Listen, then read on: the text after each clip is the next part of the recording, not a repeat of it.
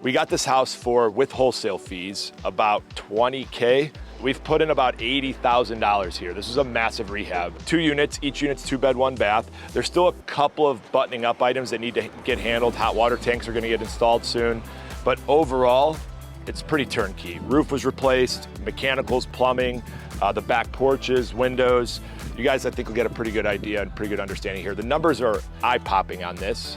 Low taxes, low insurance, and relatively low purchase price. We manage it currently. We have an entire scope of work if you guys are interested, want to see it. And otherwise, we'll be walking around with you. If you have any questions, let me know.